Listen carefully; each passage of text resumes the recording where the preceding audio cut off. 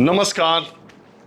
बहुत दिनों के बाद आज मैं इधर बीच कुछ व्यस्तताएं थी, इसकी वजह से मैं आपके सामने हाजिर नहीं हो सका, लेकिन आज एक बार फिर एक मुद्दे को लेकर हाजिर हूं।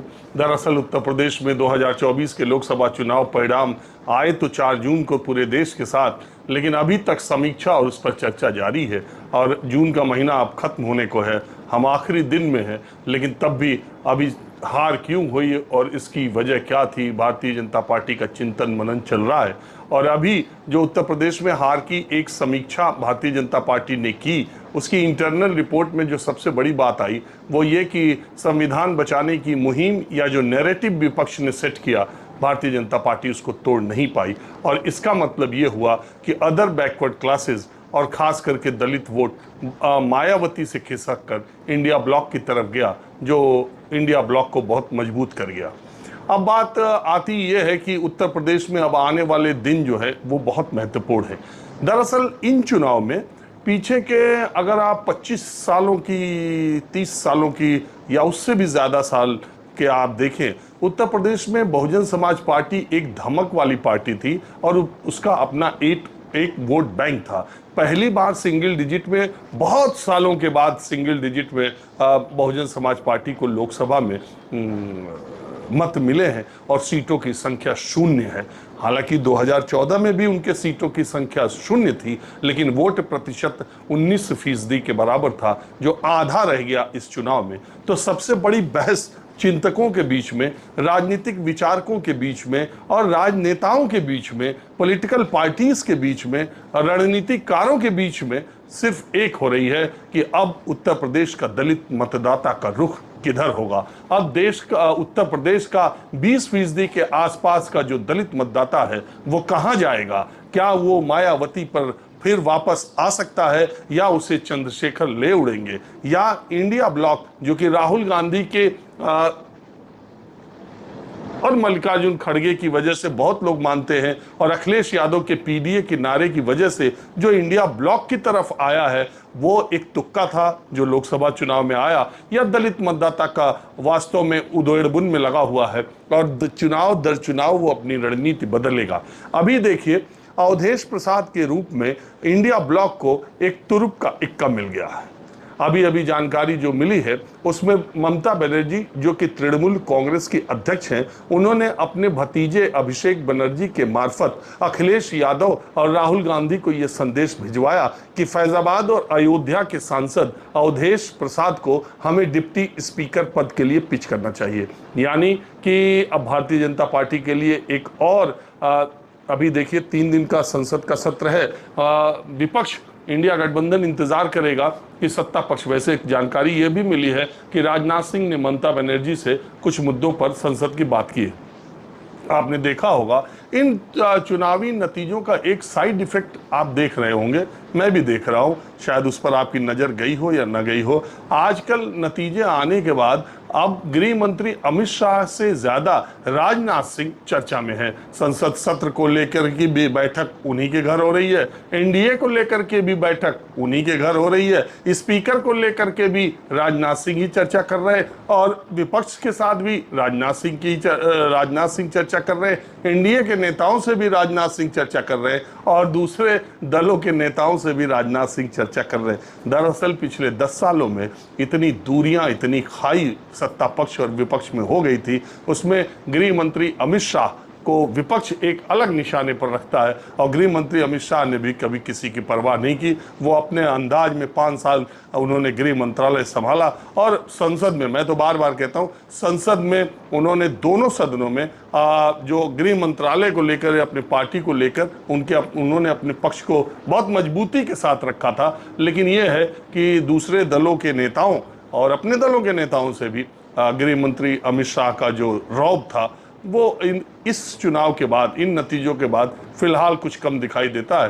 राजनाथ सिंह का भाव बढ़ा हुआ है। तो बात यह है कि राजनाथ सिंह ममता बनर्जी से उन्होंने बात की है। अब बात आती है अवधेश प्रसाद की। दरअसल कांग्रेस पार्टी चूंकि सबसे बड़ी पार्टी है तो उसका मन था कि डिप्टी स्पीकर पद उसके पास रह जाए, लेकिन जैसे कि ममता बनर्जी की फितरत है, आपको याद होगा इंडिया गठबंधन की बैठक में ममता बनर्जी और अरविंद केजरीवाल ने मल्लिकार्जुन खड़गे को पीएम उम्मीदवार बनाने का और पीएम पद का उम्मीदवार घोषित करने का की मांग कर दी थी। खबर भी बाहर आ गई थी और इससे बड़ा एम्बैरेसमेंट भी हुआ था। कांग्रेस पार्टी को उस समय समझ भी नहीं आया था कि इसके लिए क्या किया जाए।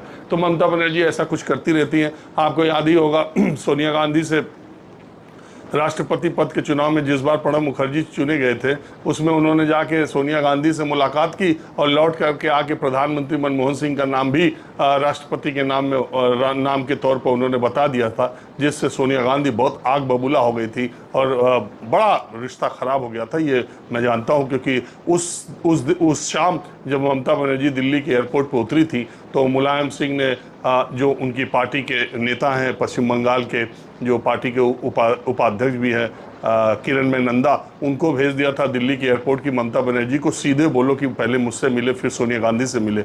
और ममता बनर्जी पहले सोनिया से मिलकर फिर मुलायम सिंह के घर आई अशोक रोड पर, और फिर उन्होंने वहाँ पर प्रेस कॉन्फ्रेंस करके 3 नाम सोमनाथ चटर्जी के और हामिद अंसारी के और मनमोहन सिंह के अपनी तरफ से सुझा दिए थे। बड़ा बवाल हुआ था। तो अभी ममता बनर्जी ने एक प्रस्ताव ये विपक्षी इंडिया गठबंधन को दिया है कि कांग्रेस का नहीं, गैर कांग्रेसी डिप्टी स्पीकर पद होना चाहिए। पहले भी अगर आप देखें तो उन्होंने 2-1 उदाहरण भी दिए हुए हैं। तो डिप्टी स्पीकर पद के लिए अवधेश प्रसाद का नाम उन्होंने अपनी तरफ से चलाया है। अब इंडिया गठबंधन, अवधेश प्रसाद एक ऐसा चेहरा इंडिया गठबंधन को मिले हैं।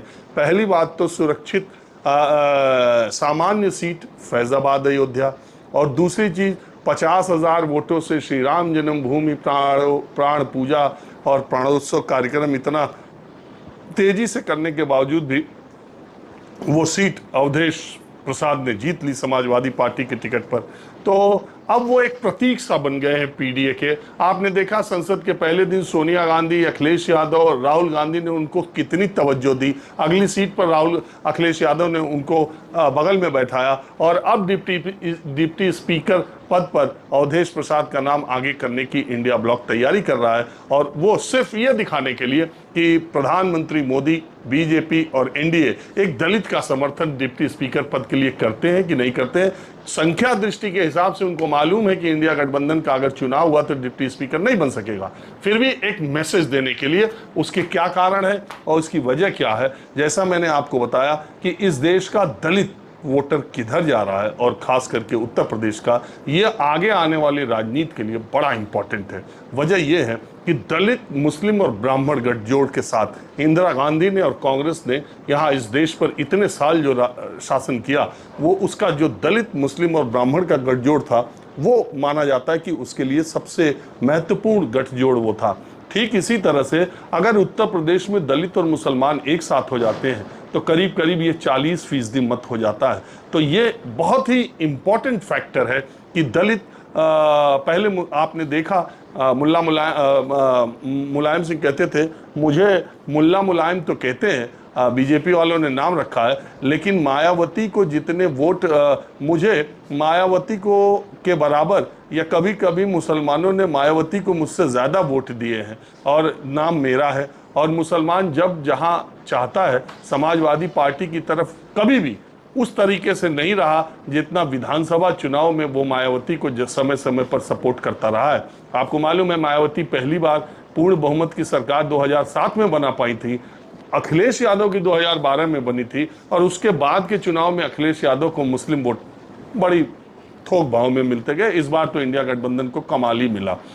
तो अब दलित मुस्लिम गठजोड़ के लिए अब प्रयास हो रहा है। उसमें एक तरफ तो अखिलेश यादव का पीडीए, राहुल गांधी और वो इंडिया ब्लॉक बना करके एक कोशिश कर रहे हैं, अवधेश प्रसाद उनको चेहरे के तौर पर सामने ले आ रहे हैं, और आने वाले दिनों में भी यही संविधान की बात कर करके वो करेंगे।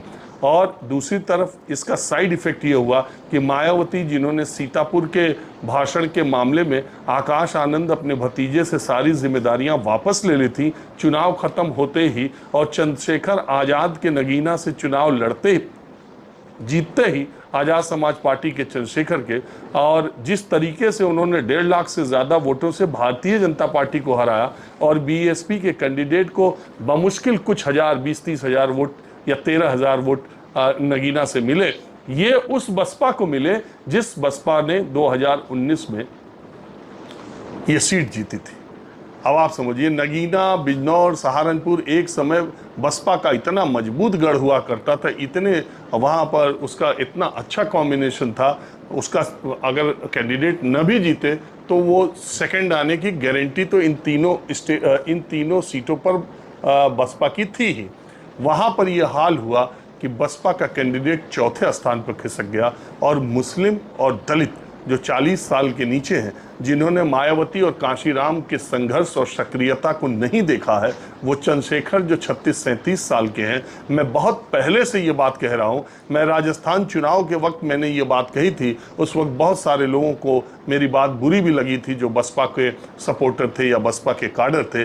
उनका ये कहना था कि कहाँ मायावती और कहाँ चंद्रशेखर, और आप उनकी तुलना करके गलत कर रहे हैं। मैं आज भी कह रहा हूँ कि मायावती से चंद्रशेखर की कोई तुलना नहीं है। मायावती जहाँ है वहाँ चंद्रशेखर को पहुँचने में शायद पूरा जीवन लग जाए तो भी ना पहुँच पाए, लेकिन सवाल उसका नहीं है। सवाल इस असलियत को भी जानने का है कि हाथी चुनाव चिन्ह होते हुए दलितों और मुसलमानों के 70% वोट वाली नगीना सीट पर 20-30 हजार वोट अगर बसपा के कैंडिडेट को मिलते हैं तो फिर इससे बड़ी बात आंख खोलने वाली कोई नहीं हो सकती है। और बात यह है कि पिछले 10-15 वर्षों में जो दलित मतदाता चैतन्य हुआ है, जो 18 साल से 32 साल का है, उसने मायावती को कभी संघर्ष और प्रेस कॉन्फ्रेंस और ANI पर बाइट और ट्वीट के अलावा उसने कहीं नहीं सड़क पर देखा है। उसने चंद्रशेखर को संघर्ष करते देखा है, चंद्रशेखर पर गोलियां चलते देखा है, चंद्रशेखर को जगह जगह पहुंचते हुए देखा है। और ठीक चंद्रशेखर ने इसी तरह NRC और CAA के मुद्दे पर जामा मस्जिद से लेकर के और जामिया के इलाकों में वो हमेशा जाते रहे थे। मैंने खुद अपनी आंखों से देखा, इसलिए मैं बात कहता हूँ। और मायावती का जिस तरह का चुनाव के बाद स्टेटमेंट आया है कि मुसलमानों को टिकट देने के बारे में अब उनको सोचना पड़ेगा, तो सीधा ठीकरा अपनी हार का या खराब प्रदर्शन का उन्होंने जिस तरह से मुसलमानों पर फोड़ा है, और उससे और आकाश आनंद को उन्होंने फिर से जो जिम्मेदारी दी है, उससे आप देखिए कि ये मामला किस तरह जाता दिख रहा है। अभी मज़ेदार बात यह है कि उत्तर प्रदेश में आने वाले दिनों में 10 विधानसभा सीटों पर चुनाव होने। गाजियाबाद, जहाँ से अतुल गर्ग जीते, खैर जो अलीगढ़ से, जो वहाँ से अनूप वाल्मीकि जीते हैं, खैर सीट जो अलीगढ़ की है, गाजियाबाद है। इसके अलावा आप देखिए कटेहरी है अंबेडकर नगर से, जहाँ से लालजी वर्मा जीते हैं। अवधेश प्रसाद की मिल्कीपुर है फैज़ाबाद की सीट।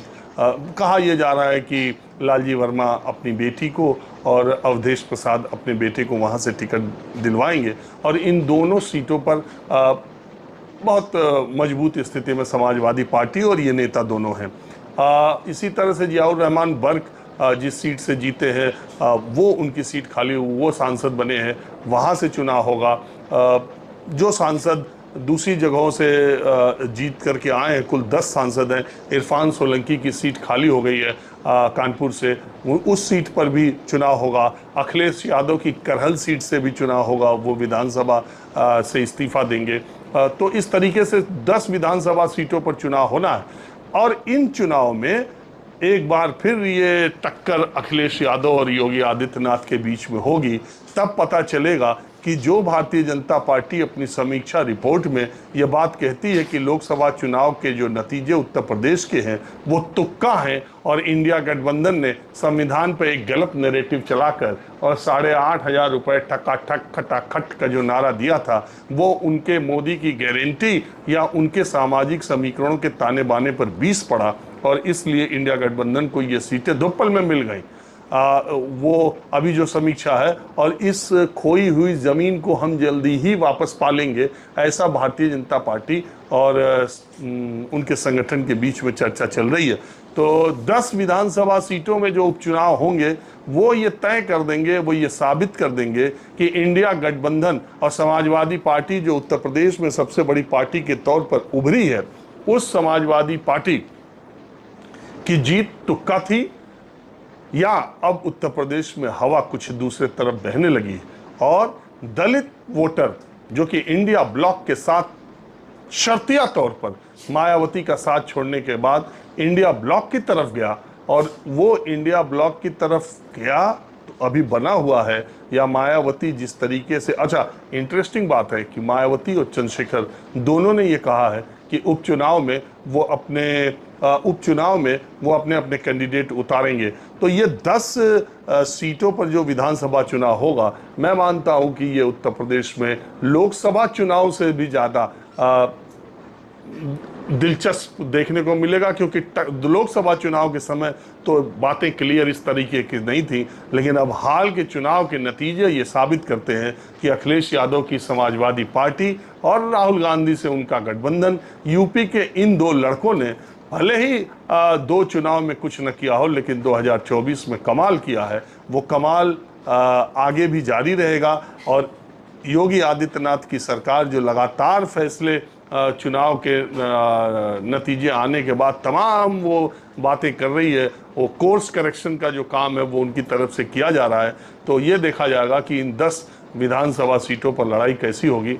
मैं माहौल क्या है जानने के लिए उपचुनाव में इन सीटों पर जरूर जाऊंगा, लेकिन आपको मैं बताता हूँ कि इस देश के दलित, खास करके उत्तर प्रदेश के, अगर उन्होंने मायावती का साथ छोड़ दिया तो बहुत सारे, और अगर इतना ही जितनी संख्या उन्हें लोकसभा में मत प्रतिशत मिला, अगर यही ट्रेंड आगे भी बना रहा तो उत्तर प्रदेश के 2027 तक चुनाव, तो खैर बहुत दूर है, अभी उसकी बात करना इतना आसान नहीं है, लेकिन इतनी जल्दबाजी करना ठीक नहीं है। लेकिन आप देखिएगा कि अब दलित मतदाताओं को लुभाने के लिए, उनको अपनी तरफ लाने के लिए इंडिया ब्लॉक की तरफ से, अखिलेश यादव की तरफ से, चंद्रशेखर की तरफ से और मायावती की तरफ से और भारतीय जनता पार्टी की बेचैनी तो सबको पता ही है।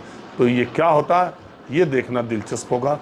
बहरहाल अभी बस इतना ही, और ख्याल रखिएगा अवधेश प्रसाद का जो दांव है वो इंडिया गठबंधन कल के बाद कभी भी खेल सकता है। फिलहाल बस इतना ही, लेकिन अब मैं रेगुलरली रोज एक वीडियो आपके बीच लेकर हाजिर होता रहूंगा। नमस्कार।